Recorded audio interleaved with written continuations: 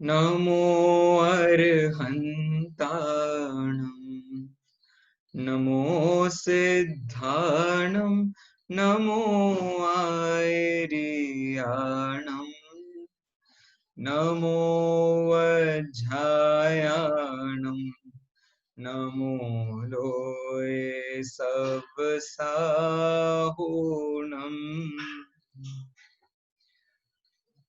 तीन भुवन में वीतराग विज्ञानता शिव स्वरूप शिव का नमहु त्रियोग संहारिणे।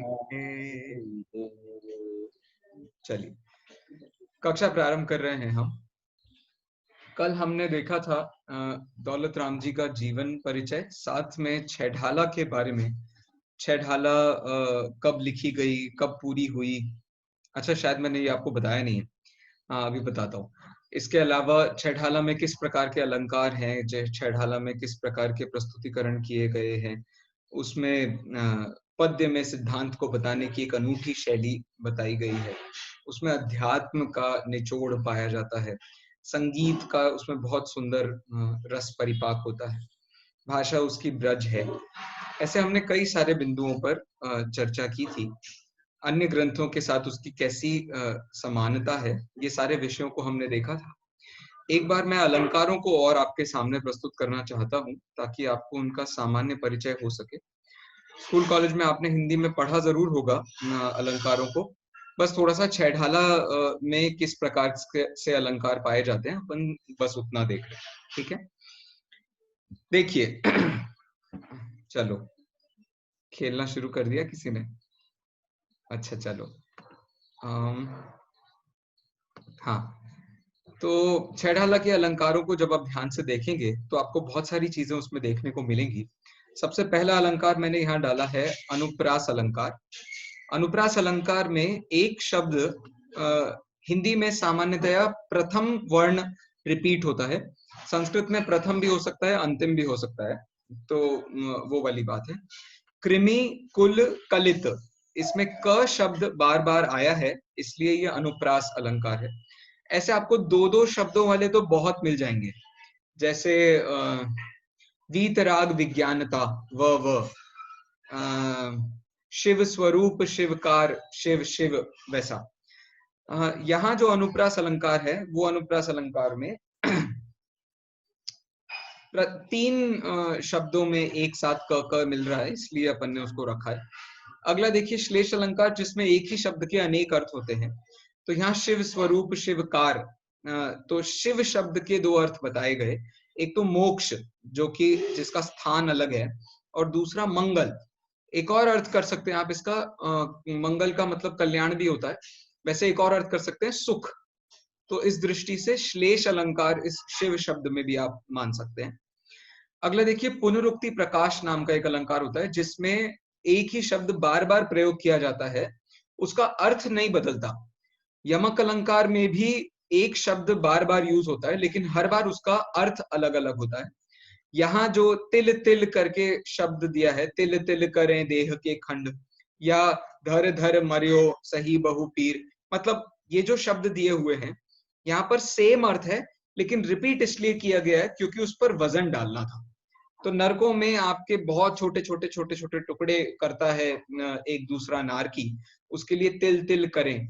और धर धर ये अलग अलग रूप लेने के लिए है, एक गति से दूसरी गति, दूसरी गति से तीसरी गति, या नारकियों में जो अलग अलग रूप धारण कर लेते हैं, उसके लिए धर धर का प्रयोग किया गया है।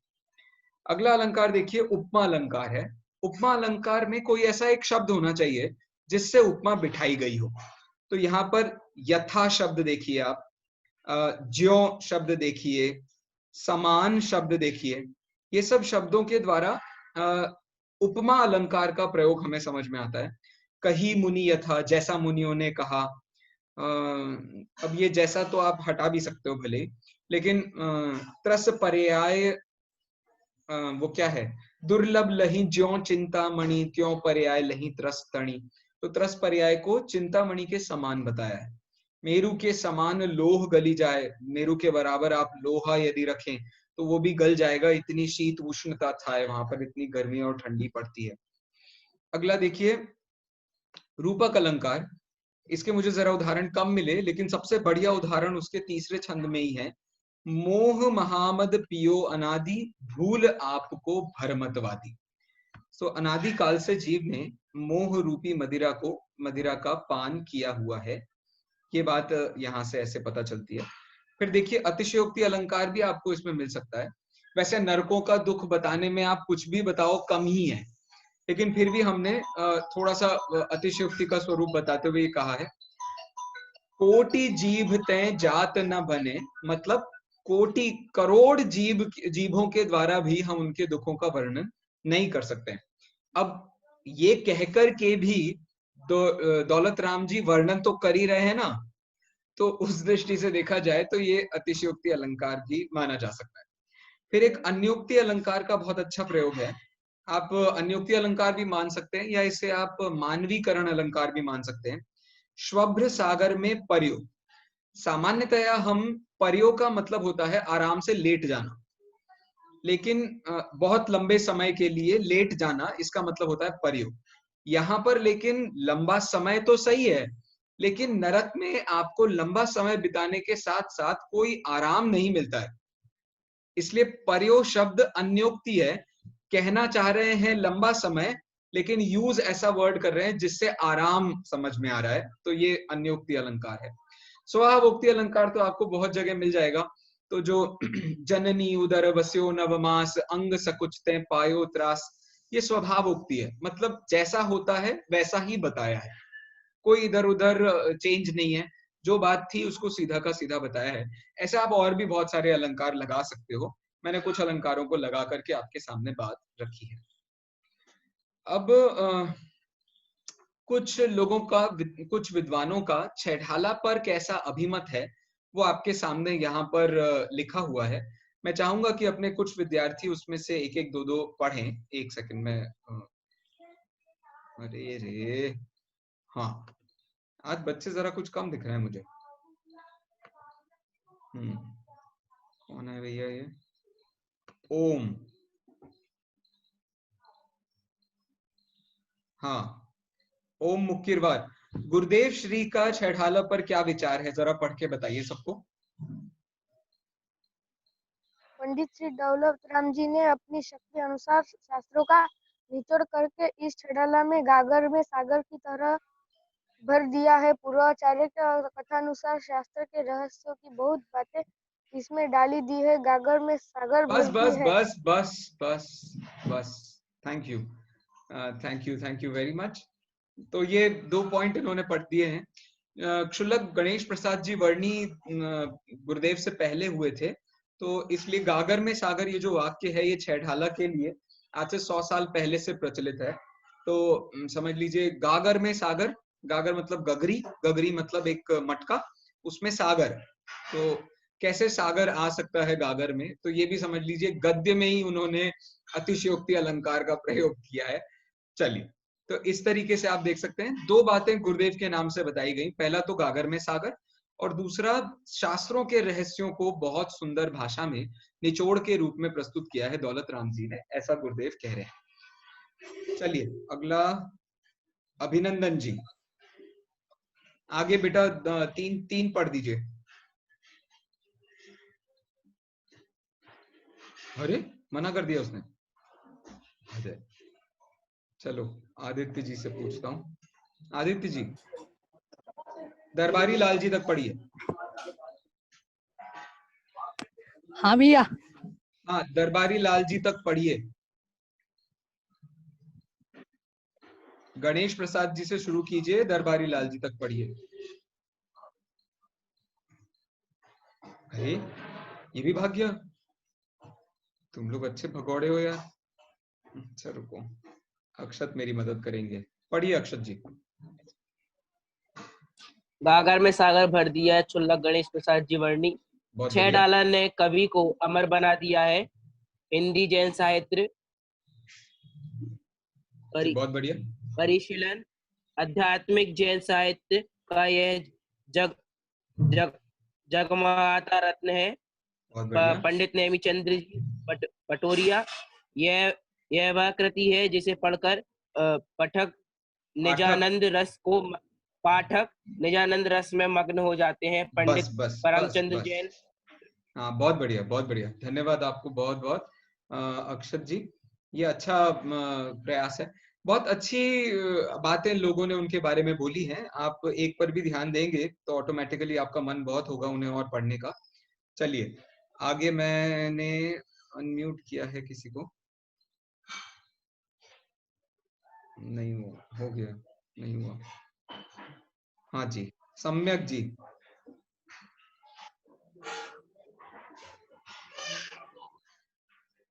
ओ, चलिए प्रांजल जी से पूछ लेते हैं। प्रांजल जी आगे के 2 पढ़ दीजिए। पंडित पंडित परमानंद जैन। पंडित आगम का मंथन कर छह डाला का निर्माण है। पंडित दरबारी लाल कोटिया। भाव भाषा और से यह रचना अरे बेजोड़ अरे है। अरे, सुनो पंडित सुनो सुनो सुनो, जो लेखक है उसका नाम नीचे लिखा है और उसका वाक्य ऊपर लिखा है। तो हाँ या तो सॉरी आप ऐसे पढ़ सकते हैं, पंडित दरबारी कोटिया। लाल जी कोठिया कहते हैं अनेक आगमों का मंथन कर छहढाला का निर्माण हुआ है। या आप ऐसे पढ़ सकते हो, अनेक आगमों का मंथन कर छहढाला का निर्माण हुआ है, ऐसा पंडित दरबारी लाल जी कहते हैं। समझ गए? बाकी के सारे पढ़ो।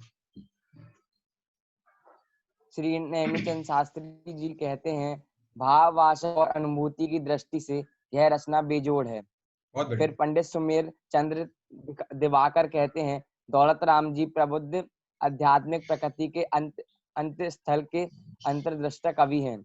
कवि दौलत राम जी के कारण माँ भारती का मस्तक उत्पन्न हुआ है, ऐसा हिंदी जैन साहित्य परिशीलन कहते हैं। बहुत बढ़िया, परिशीलन में लिखा है, ऐसा कह सकते हैं। बहुत बढ़िया, आपको बहुत बहुत धन्यवाद। चलिए अब हम आगे बढ़ते हैं। जो छहढाला की पहली ढाल है उसमें जीव के संसार परिभ्रमण को बताया गया है, या आप यूं भी कह सकते हैं कि संसार के दुखों को बताया है।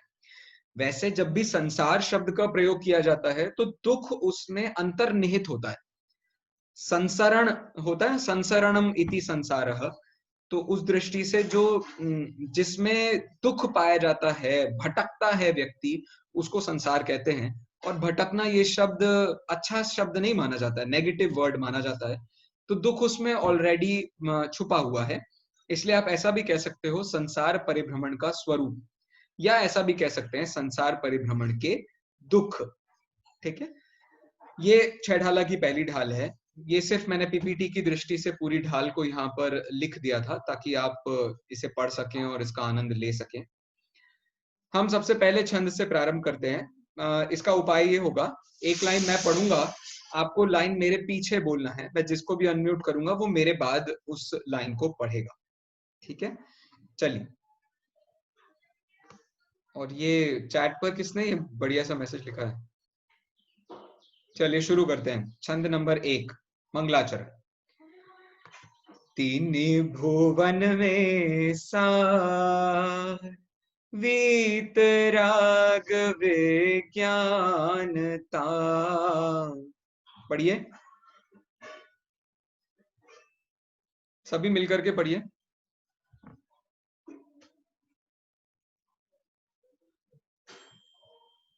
मुझे आवाज नहीं आ रही है सबकी।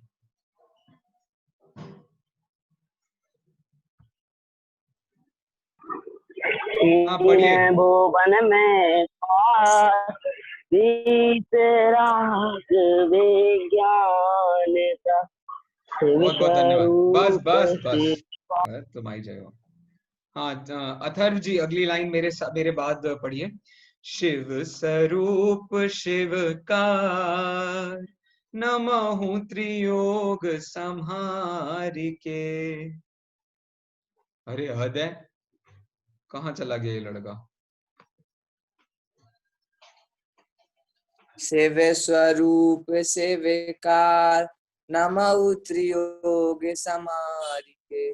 बहुत बढ़िया, बहुत बहुत धन्यवाद आपको भाई साहब। तो इस तरीके से ये छंद है। सीधे सीधे शब्द देख लीजिए आप। तीन भुवन में सार, तीन, तीनी मतलब तीन, भुवन मतलब लोक, तीन लोकों के नाम क्या हैं? ऊर्ध्व, मध्य और अधो। ठीक है, ऊर्ध्व, मध्य और अधो, इन तीन में सार। अब ये सार शब्द के बहुत सारे अर्थ होते हैं, ध्यान से जरा सुनिएगा। सार शब्द का एक अर्थ तो सीधा सीधा होता है निचोड़। तो पूरे तीन भुवन का निचोड़ क्या है? तो तीन भुवन में सबसे काम की चीज क्या है? जैसे दूध होता है तो दूध में से मक्खन निकाला जाता है, तो वो मक्खन काम आता है, सपोज घी बनाने के काम आता है, या डिशेस बनाने के काम आता है, या जिस भी काम आता होगा। तो कहने का मतलब ये हुआ कि सार का मतलब होता है उसमें से ऐसी चीज निकाल लेना जो अपने काम की होती है। तो इसीलिए सार में सामान्यतया अच्छी अच्छी चीजें ही मानी जाती हैं। तो तीन भुवन में ये चीज जिसके बारे में हम आगे बात करने वाले हैं वो उसका निचोड़ है। फिर सार का एक मतलब होता है एसेंस। आपने कभी केक खाया होगा तो आपने वेनिला एसेंस या चॉकलेट एसेंस या और क्या पाइनएप्पल एसेंस, ऐसे एसेंस का नाम सुना होगा। तो एसेंस में क्या होता है? अब वेनिला तो बहुत सारी मात्रा में होगा, लेकिन उसका एसेंस मतलब कम में बहुत सारा उसमें कंटेंट होता है। आप 4 बूंद भी डालोगे तो वो पूरे केक में केक को महक दे देगा। चॉकलेट आप 2 बूंद ही डालोगे तो उसकी स्वाद आपको इतना मिलेगा कि जैसे आपने बहुत सारी चॉकलेट खाई हो। कहने का मतलब ये है कि इस पूरी दुनिया में यदि जितने भी पूज्य पद हैं उन सब का सार देखना है आपको, कॉन्सेंट्रेटेड फॉर्म में यदि देखना है आपको, दो फॉर्म होते हैं ना एक सॉल्यूशन के, या तो वो डाइल्यूट होता है या वो कॉन्सेंट्रेटेड होता है। तो ये कॉन्सेंट्रेटेड फॉर्म है। जितने भी 9 देवता हैं, जितने भी परमेष्ठी हैं, धर्म है, शास्त्र है, सब कुछ है, इन सब का निचोड़ क्या है? तो इन सब का निचोड़ वीतराग विज्ञानता है। समझ गए आप? तो वो कॉन्सेंट्रेटेड फॉर्म में है वीतराग विज्ञानता। आप उसको थोड़ा थोड़ा डाइल्यूट करते जाएंगे तो आपको पहले आचार्य उपाध्याय साधु मिल जाएंगे, फिर थोड़ा और डाइल्यूट करेंगे तो आपको वो अरहंत सिद्ध आदि में भी मिल जाएंगे। इस तरीके से आप इसको पूरा देख सकते हैं। फिर शब्द है शिव स्वरूप, सॉरी, वीतराग विज्ञानता। वीतराग का क्या मतलब होता है, विज्ञान का क्या मतलब होता है, वो मैं आपको थोड़ी देर बाद बताऊंगा। शिव स्वरूप, शिवकार। शिव के मैंने आपको 3 अर्थ बताए थे, पहला सुख, दूसरा कल्याण और तीसरा मुक्ति, मोक्ष।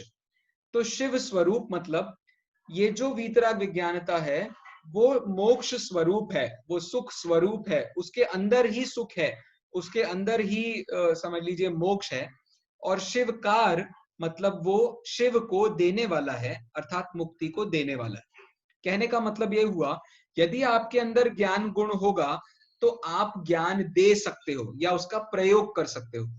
ऐसे ही यदि शिव वीतराग विज्ञानता में होगा तभी आप उसमें से शिव को निकाल सकते हो। ऐसी बात इन्होंने यहाँ पर कही है।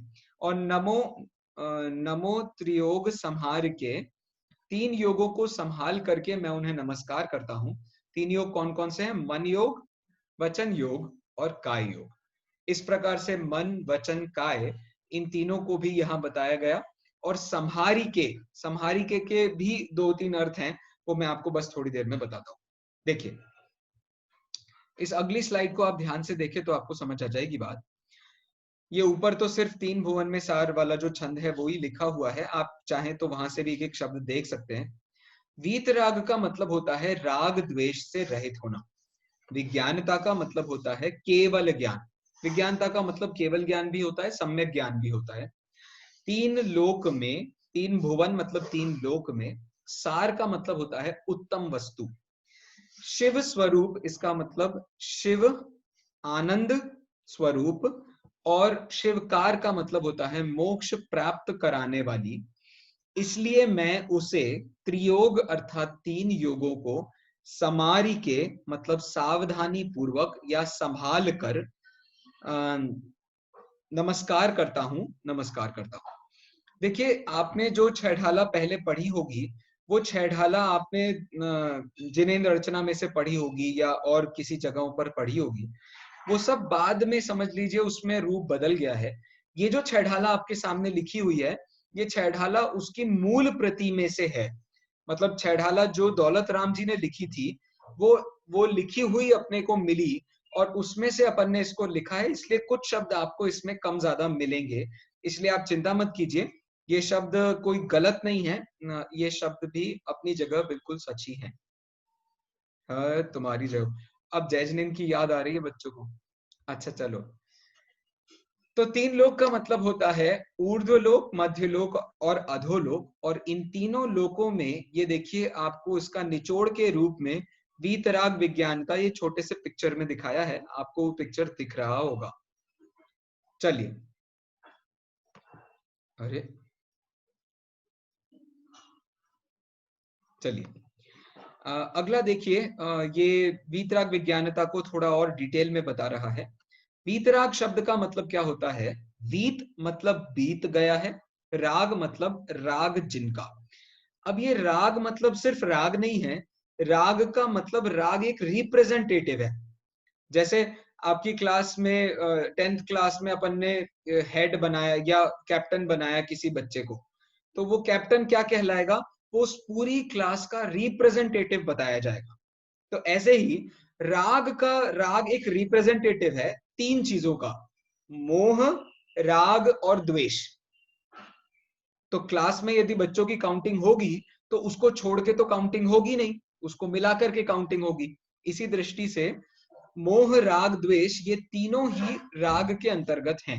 अर्थात बीत गया है मोह जिनका, बीत गया है राग जिनका, और बीत गया है द्वेष जिनका, उनको कहते हैं वीत राग।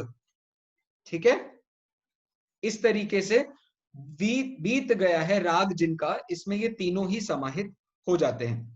अब मोह किसे कहते हैं? मोह को आप लोगों ने अलग अलग जगहों पर, अलग अलग स्थानों पर पढ़ा होगा। जैसे बालबोध पाठमाला भाग 2 में कषाय वाला पाठ है जिसमें मोह का स्वरूप बताया गया। मोह कहते हैं उल्टी मान्यता को। आपने शब्द सुना होगा मिथ्यात्व, उल्टी मान्यता को मिथ्यात्व कहते हैं। तो ये जो मोह है ये कुछ नहीं है, उल्टी मान्यता है। लेकिन और भी बहुत जगह है, जैसा कि मैंने पहले भी आपको 2-3 बार प्रवचनों में भी बताया है। मोह शब्द का असली अर्थ होता है दूसरों में अपनापन, एकत्व, ममत्व, कर्तृत्व, भोक्तृत्व, इसका नाम है मोह। तो दूसरों में जो हम अपनापन करते हैं इसके कारण बड़े दुख सहन करने पड़ते हैं। जब हम अपनापन कर रहे होते हैं तब तो हमें महसूस नहीं होता है कि हम कुछ गलत कर रहे हैं। जैसे एक मित्र ने आपकी सहायता कर दी, अब जिंदगी भर आप उसकी सहायता करने के लिए तत्पर हो जाते हो। क्यों? क्योंकि आपने ये माना है कि वो मित्र मेरा अपना है।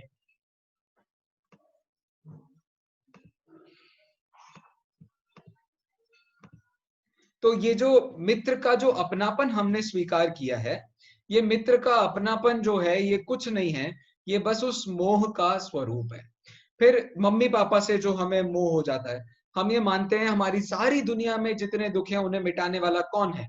तो हमारे माँ बाप वो दुख मिटाने वाले हैं। तो अब हम क्या करने लगते हैं? अब हम उन्हें इतना अपना मानते हैं कि हम उनकी हर बात कैसी भी परिस्थिति में मानने को तैयार हो जाते हैं। मैं ये नहीं कह रहा हूं कि माँ बाप गलत बात कहते हैं, आपसे कुछ गलत करने को कहते हैं।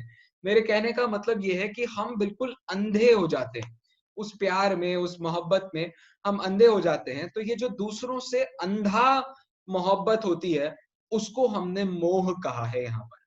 ठीक है, इसके बाद देखिए राग। तो किसी को भला जानकर चाहना, इसे कहते हैं राग, और किसी को बुरा जानकर उसे दूर करना, इसे कहते हैं द्वेष। सरल है, ये तो आपको समझ आ जाएगा। जहां जहां अपनापन होता है वहां वहां राग द्वेष होते ही होते हैं। यदि आपको हाँ, यदि आपको किताबों से अपनापन हो गया है तो टीचर्स से आपको राग होने लगेगा, और वो लोग जो लोग आपको पढ़ाई में बाधा बन रहे हैं उन सब से आपको द्वेष हो जाएगा। उल्टा देखिए, यदि आपको अपने दोस्तों से अपनापन हो गया है तो क्या होगा? धीरे धीरे करके दोस्तों की मदद करने वाली जितनी चीज हैं, घूमना फिरना, मस्ती करना, क्योंकि उससे हम समय बिता सकते हैं उनके साथ, ये तो हुआ राग। और द्वेष क्या हुआ? वो टीचर्स, वो किताबें जो कि जबरदस्ती आपको उनसे भगाने की कोशिश करती हैं, तो समझ लीजिए वो द्वेष है। तो राग द्वेष वही होता है जहां अपनापन खड़ा होता है। यदि अपनापन चला गया है तो धीरे धीरे करके राग द्वेष भी चला जाता है। इस प्रकार की बात यहाँ बताई जा रही है। विज्ञानता शब्द का अर्थ देखिए, वी प्लस ज्ञान। वी का मतलब विशेष और ज्ञान का मतलब ज्ञान। ज्ञान आपको पता है, जानकारी, जानना, ये सब। तो सर्वज्ञ विशेष शब्द का मतलब सर्व भी होता है, तो उस दृष्टि से सर्व ज्ञान, तो सर्व को जानने वाला ज्ञान। सर्व में क्या क्या आता है? तो सर्व में द्रव्य, क्षेत्र, काल और भाव, ये सब सर्व में आते हैं। तो सर्व को जानना मतलब सभी द्रव्य, क्षेत्र, काल, भावों को जानना। भैया द्रव्य कितने होते हैं? जरा उंगलियों से बताइए सभी, द्रव्य कितने होते हैं?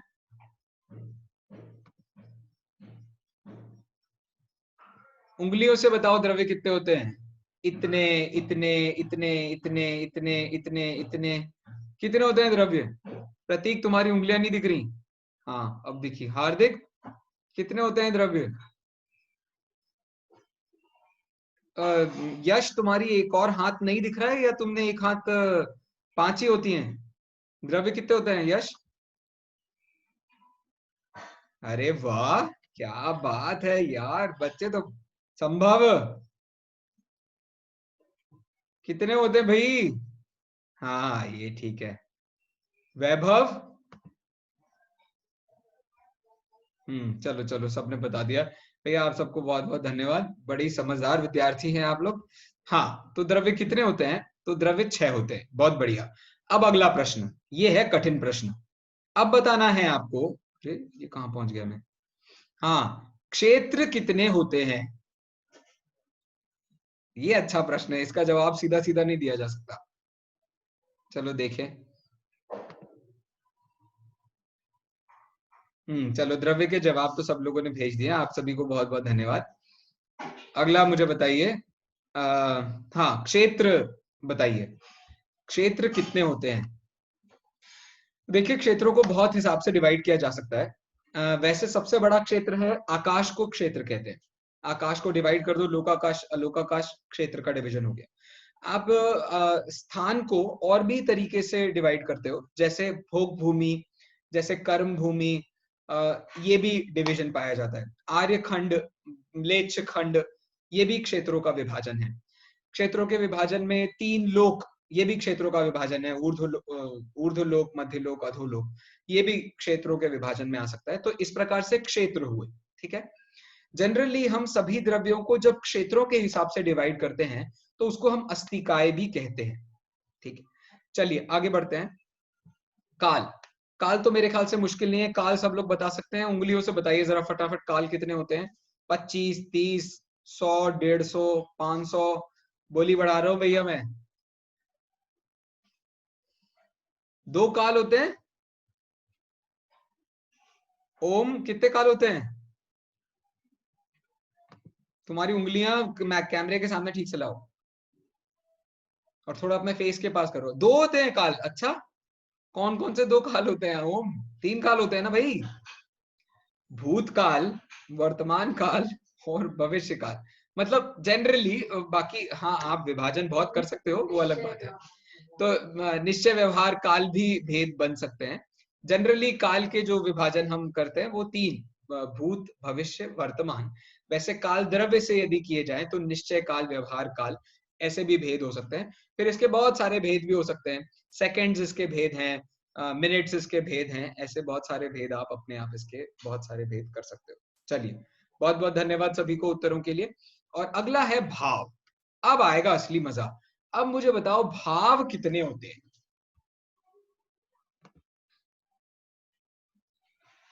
और भाव किन किन द्रव्यों में होते हैं? सबसे पहला प्रश्न तो ये, भाव किन किन द्रव्यों में होते हैं? आप हाथ उठाइए, मैं इसके प्रश्न उत्तर आपके मुंह से सुनना चाहता हूं। हाँ जी,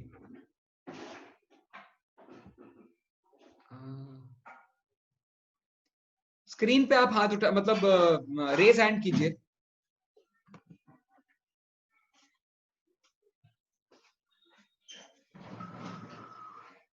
अरे रे, ये अनम्यूट ही नहीं हो रहा है, क्या है? चलिए सम्यक जी बता रहे हैं। हाँ जी सर। भैया जीव द्रव्य में बस भाव होते हैं। पक्की बात है? हाँ, कौन कौन से भाव होते हैं तुमको जरा बताना मुझे एग्जांपल देके। वो भाव वो नहीं पता, पर जीव द्रव्य में बस भाव होते हैं। अच्छा चलो, इसके अलावा किसी के पास उत्तर हो तो वो हाथ उठाए, बाकी लोग अपने हैंड डाउन कर लीजिए। थैंक यू सम्यक जी। हाँ संकित जी बताइए। भैया दो भाव होते हैं, कौन कौन से दो भाव होते हैं? स्वभाव और विभाव। अरे वाह, अरे वाह, शाबाश बेटा शाबाश। तो ये स्वभाव जो है वो सिर्फ जीव द्रव्य में होता है, और द्रव्य में स्वभाव नहीं होता है? होता है। अरे नहीं वाह, होता। अच्छा नहीं होता, तो ठीक है। इसके अलावा मैं कोई उत्तर जानना चाहता हूँ। देखिए ओम जी मुझे कुछ उत्तर दे रहे हैं, बताइए ओम जी। भाव माने सभी द्रव्यों की सत्ता और सभी द्रव्यों की सत्ता होती है, नहीं, इसलिए भाव सत्ता सभी द्रव्यों में सत्ता होता है। तो सभी द्रव्यों की द्रव्यपना हुआ ना, फिर तो वो तो द्रव्य में चला गया। तो फिर भाव किसे कहते हैं? सभी द्रव्यों में भाव होते हैं या नहीं, ये पहला प्रश्न है।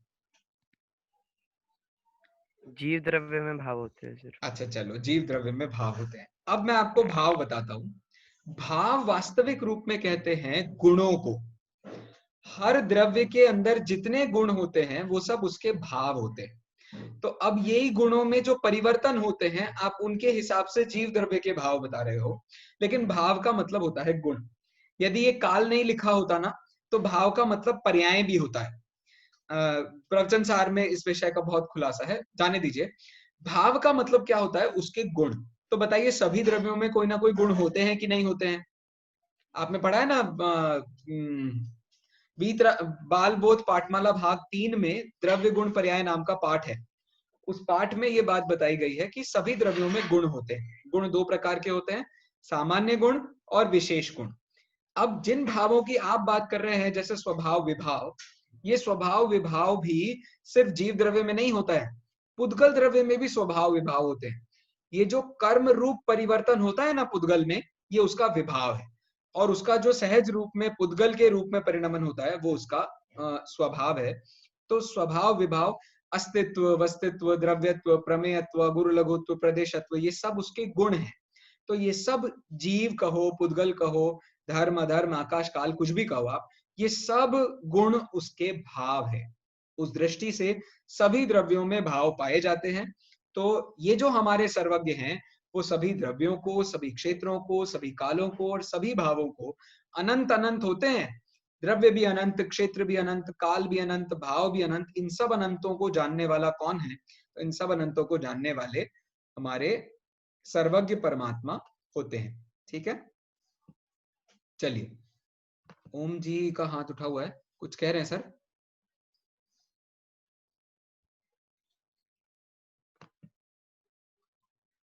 ओहो, नहीं कुछ नहीं कह रहे।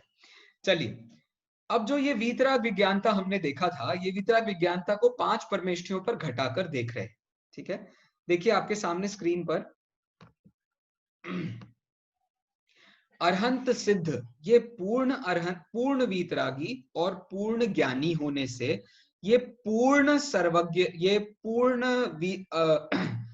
वीतराग विज्ञानी हैं। ठीक है, आचार्य उपाध्याय साधु, ये सभी उसी मार्ग पर चलने के कारण ये एक देश वीतरागी और एक देश विज्ञानी है। वीतरागी क्यों? क्योंकि वीतराग मार्ग पर चल रहे हैं। और विज्ञानी क्यों? क्योंकि वो सम्यक ज्ञानी हैं। इसलिए वीतराग विज्ञानता में पांचों ही परमेष्ठी समाहित हो जाते हैं।